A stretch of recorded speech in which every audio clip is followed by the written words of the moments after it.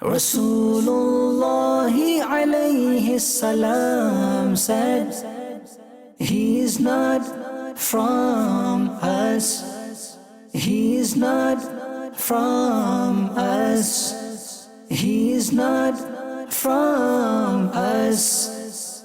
Alhamdulillahi Rabbil Alameen, wassalatu wassalamu ala Sayyidil Mursaleen, amma ba'd, fa'a'udhu billahi minash shaytanir rajim, bismillahir rahmanir rahim.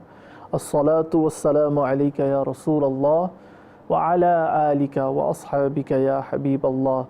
As-salatu wassalamu alayka ya Nabiyallah, wa ala alika wa ashabika ya Nurallah. Welcome to another session of our program, He is Not From Us. In our last episode, we covered topics related to dishonesty, wielding a sword against the believer, and not fulfilling the duty of condemning evil. Today we will cover more topics related to our main theme, He is Not From Us. But before we mention today's topics, I would like to share with you a narration which expresses the excellence of sending peace and blessings upon our Prophet sallallahu alaihi wasallam. Our beloved Messenger sallallahu alaihi wasallam has said, whosoever recites salawat or recites durood sharif, reads durood sharif, sends peace and blessings upon me 10 times in the morning and 10 times in the evening, on the day of judgment he will be granted my intercession. In the most difficult circumstances of the day of judgment, to be blessed with the intercession of the beloved Messenger of Allah sallallahu alaihi wasallam is indeed success.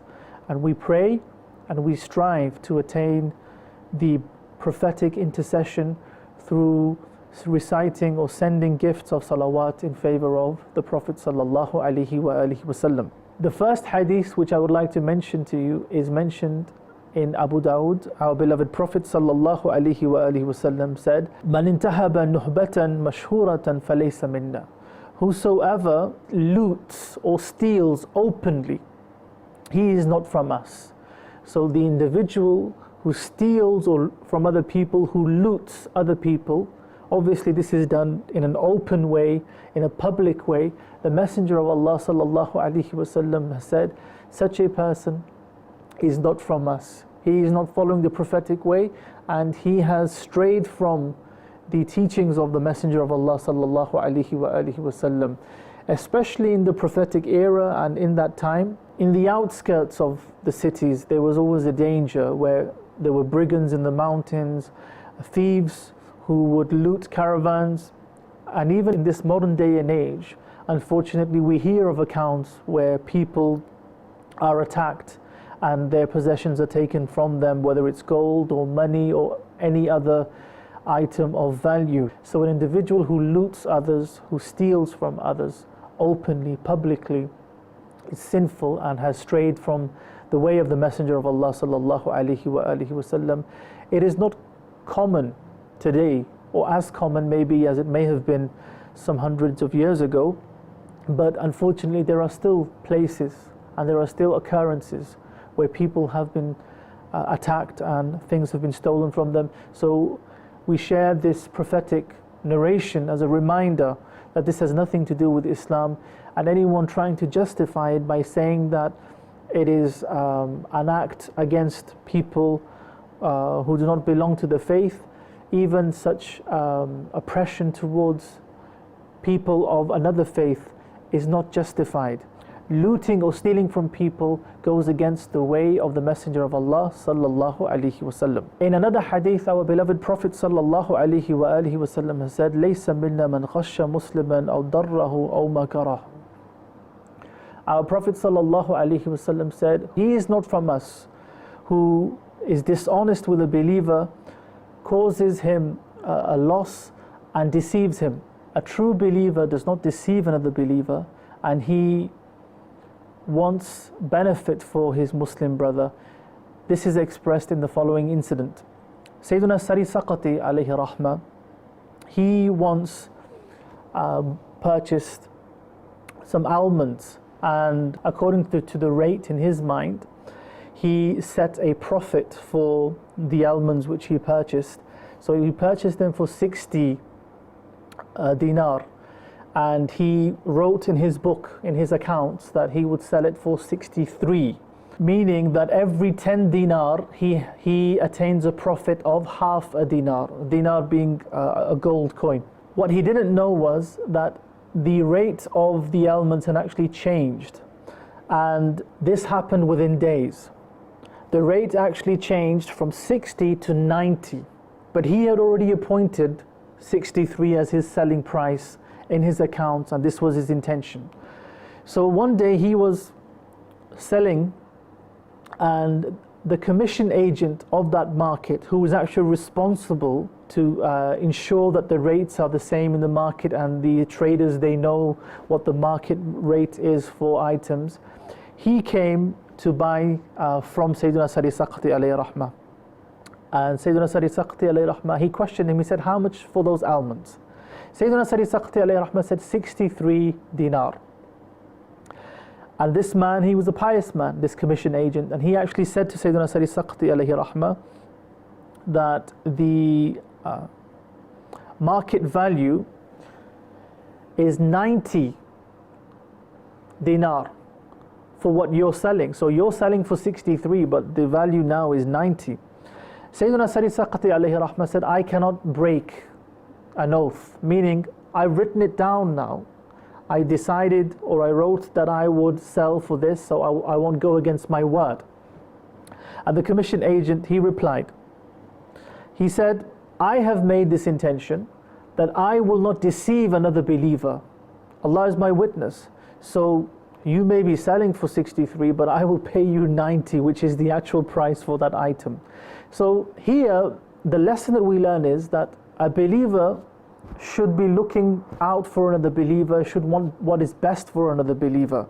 He could easily have given him 63, and that's it. It was an agreement between two people. They agreed a price and it was paid. But the account highlights the mindset of our pious predecessors alayhi rahmah. They weren't overcome by greed. They wanted benefit for one another, to such an extent that in the past, the Muslim tradesmen, obviously they would set up their stalls in one area or nearby. If one tradesman did not have a good sale on that particular day, they were so generous that when a new customer would come to them, they would say, you can purchase this item from our brother in the stall nearby. He's selling the same item. The reason why they would say that, or the reason why they would refer the customer, potentially their customer, to their brother, was because they had this generosity in them that he did not have a good day today, he did not make a lot of money, he did not make a lot of profit, and Allah subhanahu wa ta'ala, through His grace, blessed me with a day that was fruitful, so I will give this opportunity to my Muslim brother who is facing a more challenging situation. Do we have the same selflessness today, or any element of that selflessness that our pious predecessors had? Do we love for our brothers what we love for ourselves? This is a sign of true faith. This was a sign which was apparent in our pious predecessors. So when you see something, when you buy something, anything that you like, if you know anyone close to you who may need that thing, that item, more than you, they may like that item, whether it's an item of clothing, whether it's food, whether it's something else, it would be a beautiful act of generosity for us to give it to them. Remember, to attain goodness or to attain piety, we spend from that which we love, as Allah subhanahu wa ta'ala has instructed in the Quran. The next narration, which covers the last topic related to our theme, is a hadith which is mentioned in the Musnad of Imam Ahmad. Our beloved Prophet sallallahu alaihi wasallam said, "Laysa min ummati man lam yujilla kabirana wa yarham saghirana wa ya'rif li'alimina haqqah." Our Prophet sallallahu alaihi wasallam has said, "Laysa min ummati," he is not from my nation. Who? مَنْ لَمْ يُجِلَّ كَبِيرَنَا, he who does not respect our elders or our old, وَيَرْحَمْ صَغِيرَنَا, and does not have mercy on our young, وَيَعْرِفْ لِعَالِمِنَ حَقَّهُ, and does not recognize or acknowledge the right of the scholars. It's this last part that we want to focus on, because we've covered a similar hadith in a previous episode. Recognizing the right of a scholar is very important. To have respect for the scholar of Islam is very important. The scholars of the religion, al-ulama'u warasatul anbiya, the scholars are the inheritors of the prophets. The prophets did not leave money behind, wealth behind. This knowledge of the religion is their inheritance. And the scholars of the religion, they are the representatives of this path. Scholars of the religion are part of an unbroken chain of scholarship leading back to the Messenger of Allah sallallahu alaihi wasallam. This element of respecting the scholars is so important in our religion. If people do not respect the scholars of the religion, they will be deprived of blessings in this world and in the hereafter. There is a hadith of the Prophet sallallahu alaihi wasallam where he sallallahu alaihi wasallam mentioned that there are three kinds of people whose rights are considered to be, are taken lightly by the hypocrite.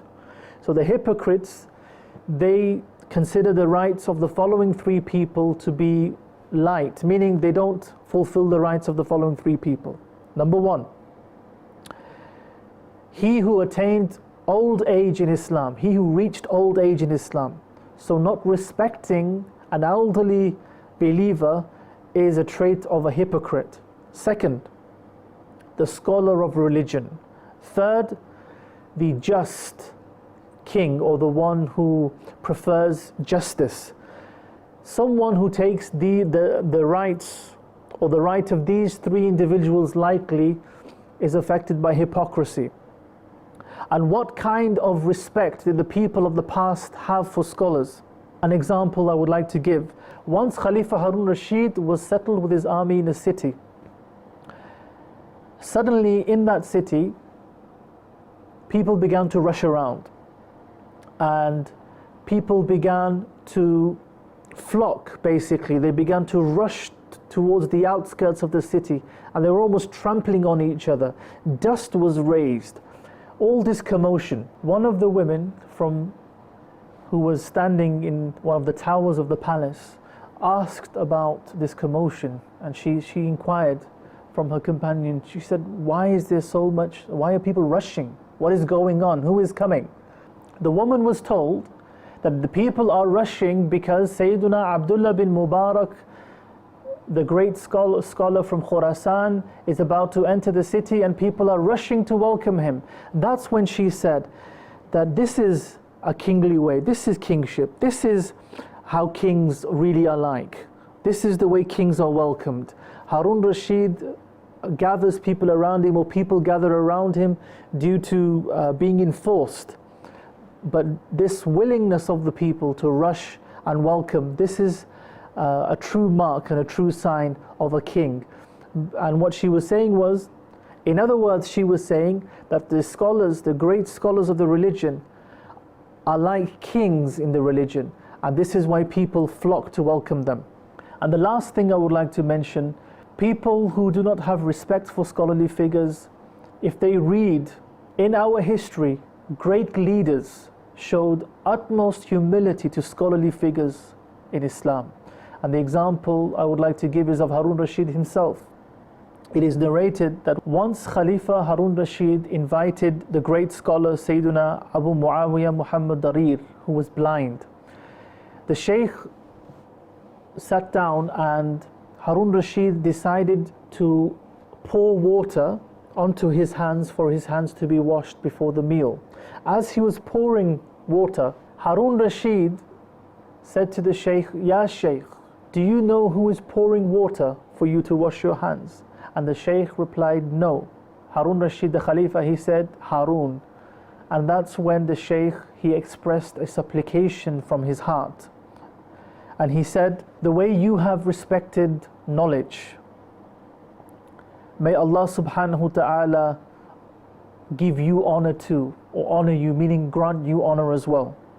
Harun Rashid replied by saying, O Abu Muawiyah, I did this for this very supplication, meaning Harun Rashid poured this water so that he may receive his supplication from this scholarly figure, which he did. And he was known for expressing great respect to those who have knowledge in Islam. Even in his court, when a scholar would enter, he would rise from his throne. Some of the people in his court did not like this, but Harun Rashid always, or was known for, became famous for expressing respect for the people of knowledge in Islam. Remember, knowledge was the reason why Sayyidina Adam alayhi salam was granted excellence over the angels. But knowledge alone is not a means of salvation. Iblis, Shaitan, he was at one stage the teacher of the angels. So we pray to Allah subhanahu wa ta'ala that we respect the scholars of the religion, we strive to attain the knowledge of Islam, and we are sincere. We practice what we learn, and through this sincerity we attain acceptance in the court of Allah subhanahu wa ta'ala. Today we covered some more important themes related to our topic, He is not from us. We pray to Allah subhanahu wa ta'ala that we are able to adopt all appropriate characteristics so that we may follow the Islamic etiquette. Ameen bijahin Nabil Ameen. Keep watching Madani Channel. Sallu ala al-Habib sallallahu ta'ala ala Muhammad. Rasulullah alayhi salam said, He is not from us. He is not from us. He is not from us.